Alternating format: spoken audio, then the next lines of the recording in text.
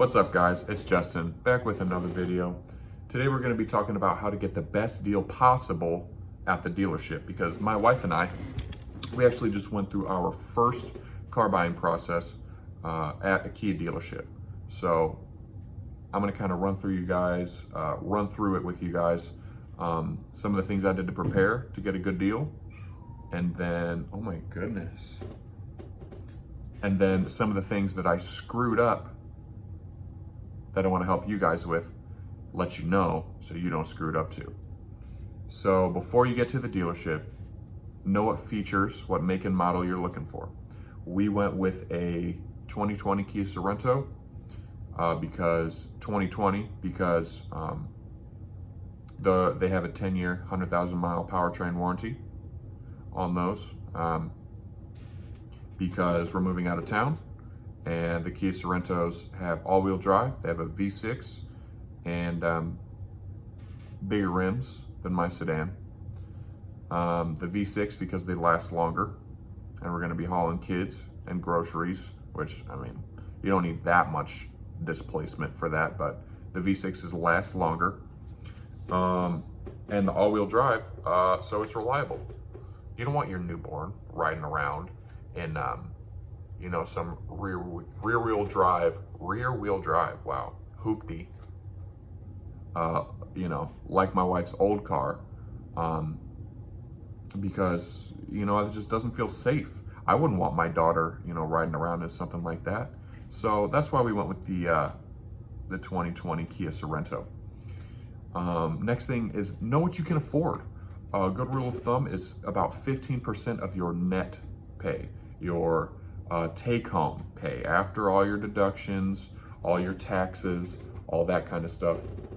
15% of that is a good rule of thumb, just so you don't overextend yourself. You still want to be able to pay all your bills, be able to do, leisurely activities, groceries, all the other stuff you have to pay. You don't want to spread yourself so thin that you can just, work in overtime just to make your minimum car payment. So know what you can afford. And 2020 Sorento happened to be within my wife and I's budget. So there's that. Next thing, before you get to the dealership, getting the best deal possible, you want to get pre-approved financing from your financial institution that you bank at. So for us, we got pre-approved at our bank. That way, when we go to the dealership, they don't get to try and sell you their financing, because you don't want to give them any control over your loan. You want to know beforehand how much the maximum you're going to be paying. So we had a ceiling of X amount of dollars that we were willing to pay on this vehicle. That way they can't try and say at the dealership, oh, we can keep your payment this low, even though you're financing, X amount of dollars more than you thought you were going to, because, we're just going to stretch the loan out even longer. Well, stretching the loan out longer means you're paying for the car longer. The longer the loan term is, the more interest that you pay on the loan. So you're actually losing money the longer that you have to pay for the car.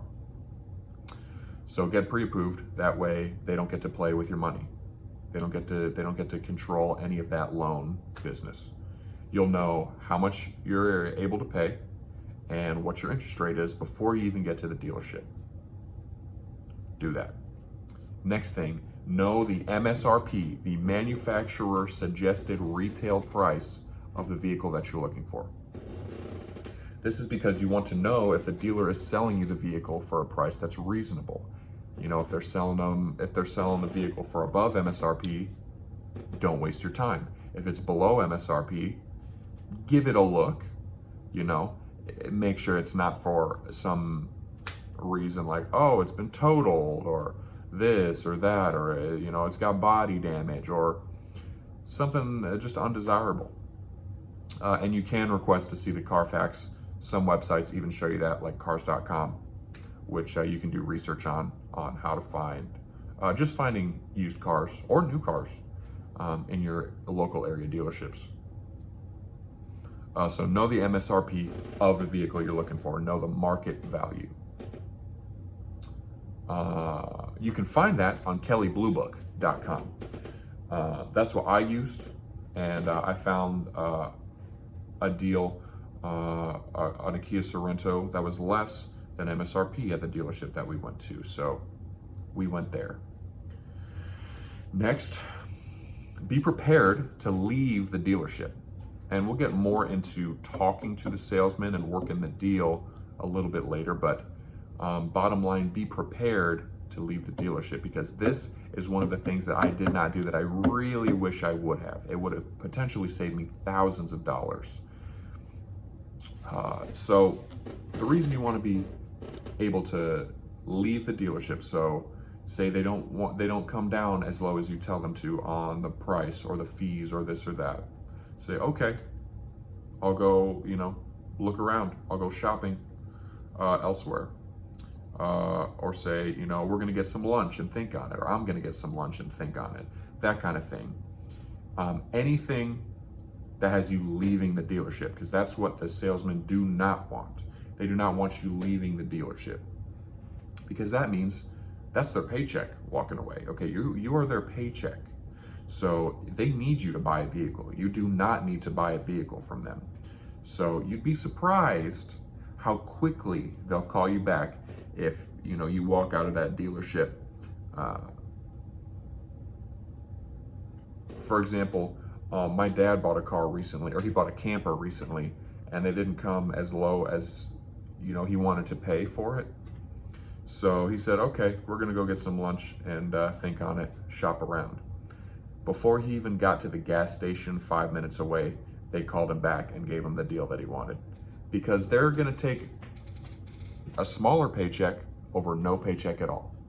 So be prepared to leave the dealership. You'll be surprised how quick they call you back. Even if it's not in, 5 minutes, maybe even the next day. And them calling you back gives you more power to say, well, I'm not coming back unless you come down to the terms that I wanted on the deal. Be prepared to walk out the dealership. Do not be so in love with the single car that you are looking at, because there will be more. Do not be so in love that you feel as though you have to leave the dealership with the vehicle that day, because the salesman can sense that, and they will use that to their advantage and say, well, if you want to leave with this vehicle, people are shopping around, people have been looking at it, I got interested buyers. Don't let them fool you. Always be prepared to walk out the door, even if it's over $500 on a $30,000 vehicle. Be prepared to walk out.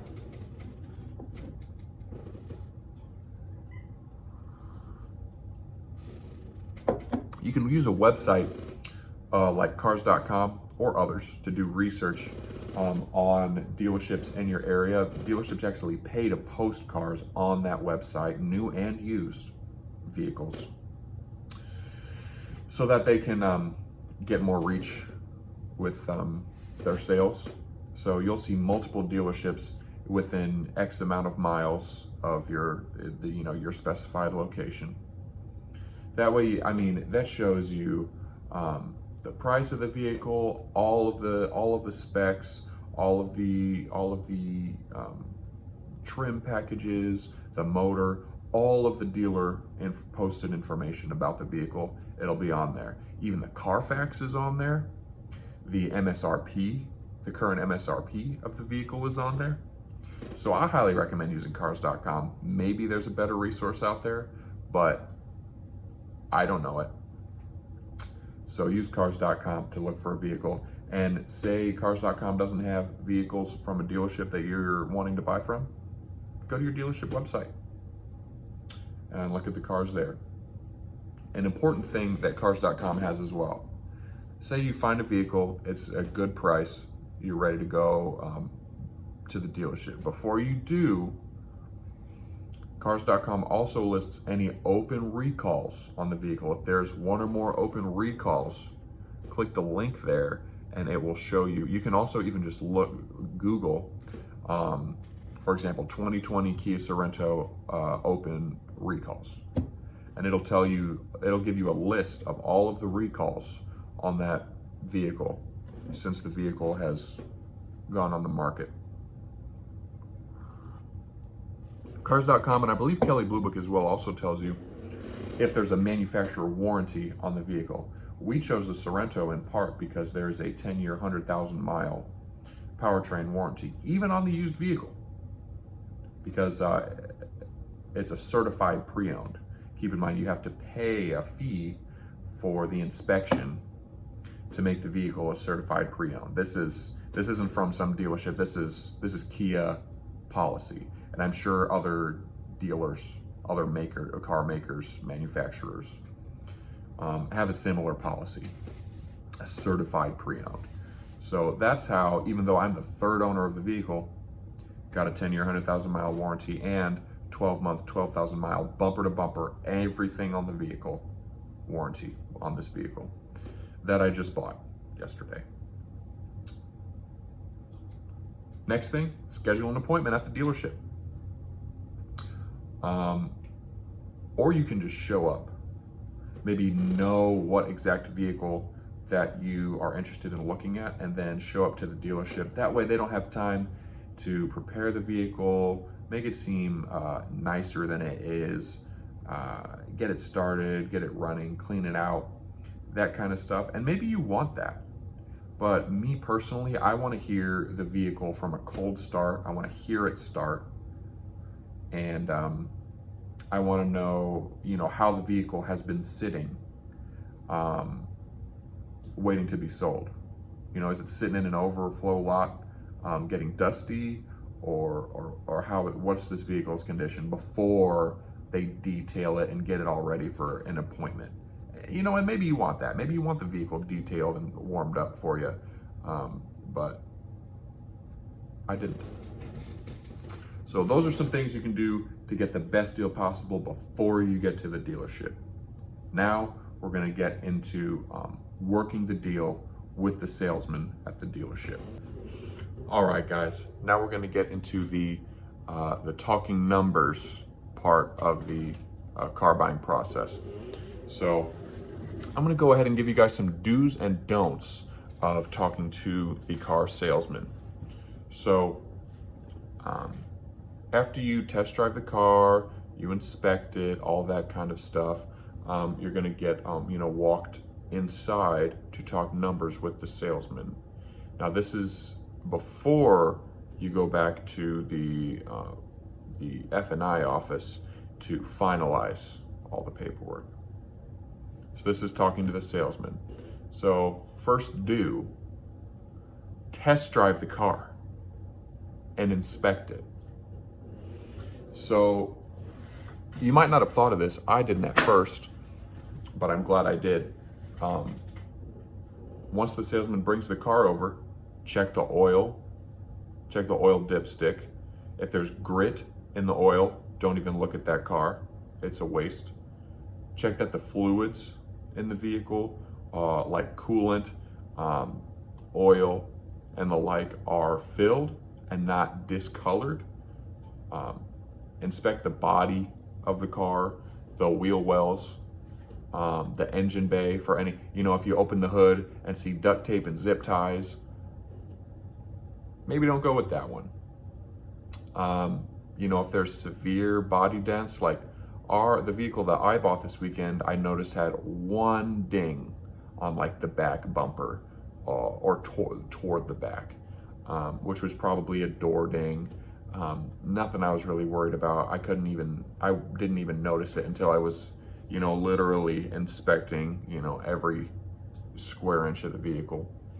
Also inspect the interior, not just the driver's seat. Notice any smells, any mildewy, musty, undesirable smells in the vehicle. If it smells mildewy, there might be a water leak in the vehicle. You don't want to buy a vehicle with a water leak. When you start the vehicle, if they bring the vehicle over and it's running, shut it off and start it again. You want to hear any sounds that the vehicle may potentially make when it starts up, because you don't want them to get it, nice and warm and ready for you. You want to hear it start up, a cold start. That way, it gives you a better idea of hearing the condition of the vehicle. If it sounds rough when it first starts, may want to look at a different vehicle. Your first don't of talking to the salesman, don't say, wow, I love this vehicle so much. I want to buy it so bad. I love this vehicle. Especially while the car salesman is in the vehicle with you. Like when I went on my test drive, the salesman was in the back seat. It's okay to note things in the vehicle, maybe in the interior, the way it drives that you like, but don't be so excited, so emotional, because they will take that and they will use it against you and charge you more than you should pay on the vehicle because they know you will, because you love it so much. That ties back into the always being able to walk away tip that I mentioned earlier. Do focus on negotiating the out the door price of the vehicle. So the price that you pay after all of the fees are added up and taxes and the price of the vehicle, focus on that price. Don't focus on negotiating. Well, I guess this ties into the next don't.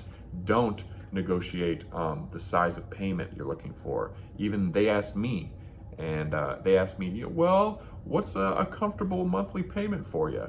Because what they'll do, once you tell them your comfortable monthly payment, don't do that. But if you did, what they will do is get you in a more expensive vehicle and just stretch the loan out even longer so that your payment is in a comfortable zone.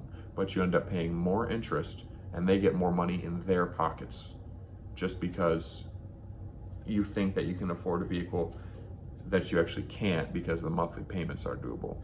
Like, yeah, I could afford, comfortably afford a brand new 2023, Scat Pack or whatever, if I pay for it for 10 years, you know what I mean? Focus on out the door price of the vehicle. This again ties in with getting pre-approved for financing, because that way, if you know the max that you would finance on the vehicle, you can use that to calculate your monthly payments on whatever term you're looking for. I suggest a 5-year term on the loan. So do focus on the out the door price of the vehicle when you're negotiating. Do not even mention the size of payment that you're looking for. Don't mention how much you're willing to pay on out the door price either. Don't give them a maximum because they'll push you right up to it. Just focus on the out the door price, but don't tell them how much you're actually willing to pay.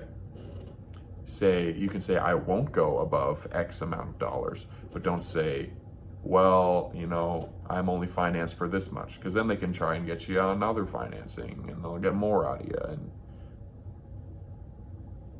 just don't. Do look at the window sticker on the vehicle. This tells you all dealers legally have to have a window sticker on the vehicle and in the lot, and that just tells you warranty information on the vehicle, whether they're priced with a market adjustment, which is an ethically questionable, I think it's BS fee that they may tag on to the MSRP price of the vehicle or the listed price of the vehicle. Like, we don't have that many of these vehicles left, so we're actually going to have to charge you a $3,000, $4,000, $5,000 market adjustment because there's a chip shortage or there's a vehicle shortage in Japan, or whatever BS excuse they try to give you. Do not pay a market adjustment fee. But back to the sticker, it tells you safety ratings as well. It tells you the fuel economy of the vehicle, MSRP optional features that you can choose to have added to the vehicle, and the standard features that the vehicle comes with. Like with the Kia I got, optionally, I could have had a tow hitch added to the vehicle because it does have the capacity to tow with the 3.3 liter V6 in it.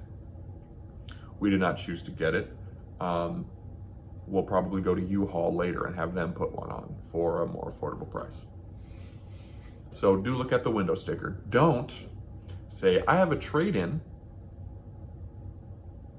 but I don't know what it's worth.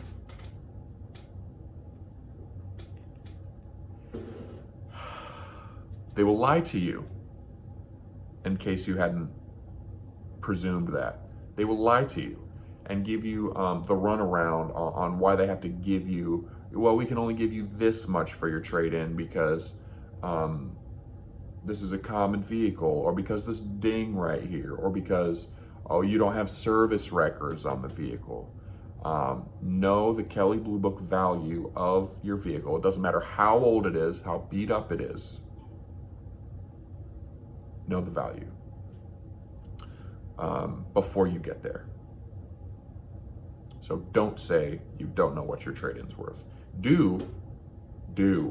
I did this one and I'm glad I did. Ask for an itemized list of accessories, add-ons, and fees when you're talking to the salesman. Because this is when you get to work the deal. When you get to the F&I office, all you're doing is signing papers in while they try to sell you more stuff. So this is the part where you had a low battery. This is where you talk down the price. So look at that list. Look for any suspicious looking or questionable fees that you did not ask for. So market adjustment, never pay that. This is where they got me, because I had to pay a CPO fee, a certified pre-owned fee. This is an inspection that they do. This is a Kia policy. This isn't like just their dealership, like, oh, well, we got to do this so you can get your warranty. Like, no, this is Kia policy. If you want Kia dealers to honor your warranty, you have to pay this fee. So the CPO fee, that one, at least for Kias, that's legit. They got me with a UCI fee, yes, a UCI fee, used car inspection. I'm already paying for a 144 piece or whatever it is inspection for the CPO inspection to certify my car as a Kia certified pre-owned vehicle. So why am I paying more money for the standard used car inspection that you do on all the vehicles? I'm not paying that. Well, I am, but I don't want you guys to. Why am I paying for 2 inspections?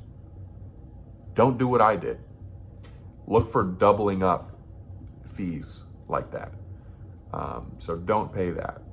A lot of them will try to get you with, oh, well, we put wheel locks on the vehicles. No, don't let them do that. It's to protect people from stealing your rims. It's BS. A lot of them will try to get you to, oh, well, we put this clear coat on the interior. For me, it was like an $1,800 charge they were trying to put on this Kia Sorento, just to do a clear coat, protective clear coat on the interior. And they may try to do something for the exterior of the vehicle too. Don't pay those fees. It's not worth $1,800. So do ask for an itemized list of accessories and add-ons. That way you know exactly everything that you're getting charged for. And if you don't know what it is, ask. And if you don't want it on there, if you don't want to pay for it, tell them. And if they won't come down on it, leave. They'll probably call you back. And if they don't call you back, then you're saving money. So shop somewhere else. Another do, or don't. This is a don't. Don't get impatient when the salesman goes to talk to their manager. For example, I told the salesman what fees I was not going to pay and that I needed him to come down on the price, because the listed price for this Kia Sorento that I bought was $21,500. The initial itemized list that he comes back to me with is over $32,000 after everything is said and done. This is why you ask for the itemized list. They were going to try and charge me $32,000 for a 21.5 car. And so, typically you say, oh, I need you to come down on this, take this off there. And the salesman will go say, oh, I'm going to go talk to my manager.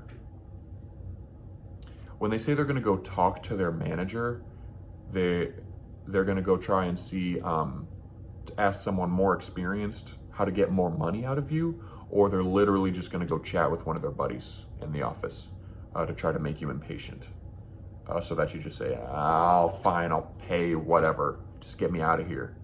Do not get impatient, because this is a tactic they use to make you impatient. Do not fall for it.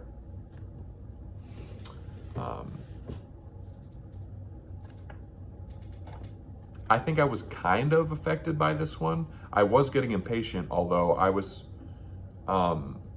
still steadfast on, the fees that I wasn't going to pay. But there it is.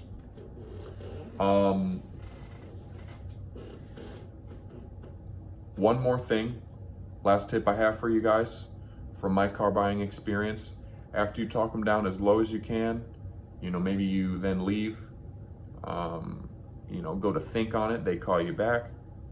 They give you a price that you want. When you go to the F&I office to sign all the papers, their finance guy or gal is going to try and sell you more stuff. They're going to try and sell you warranties, key protection, a bunch. I think there was a list of 5 things that the guy tried to sell me. I mean, he was doing his song and dance for 20, 30, 40 minutes. And I kept saying no, no, no. And he was getting irritated that I kept saying no, thank you to all of these things. He kind of, I say, I already have a 10-year, 100,000-mile powertrain warranty. And he's trying to sell me some $3,800 10-year bumper-to-bumper warranty. And I don't need 10 years of bumper-to-bumper. I'm not even sure that I'm gonna need to pay that much. I'll deal with those charges when they come up. But they'll try to bully you. They may, probably will, because they get money from you spending money on your vehicle. So he was laughing condescendingly. They'll try and act like they are your best friend, like they're helping you. I'm just gonna say stay vigilant. Do your research ahead of time. This is not an ultimate video, okay? This is my experience on what you can do to do better than I did, get the best deal possible. There are other videos with more information, more articles about talking to the finance guys, things you should and shouldn't say, websites you can use to research your vehicle. There's lots of good resources out there, guys. So other than everything I've spoken about in this video, do your research, do more research. This is an excellent starting point, but I want you guys to get the best deal possible. And based on my experience, these are some of the things that I did and things that I wish I did. So with that being said, go out there, guys, get the best deal possible that you can on whatever vehicle you want. And I will see you guys in the next video. Peace.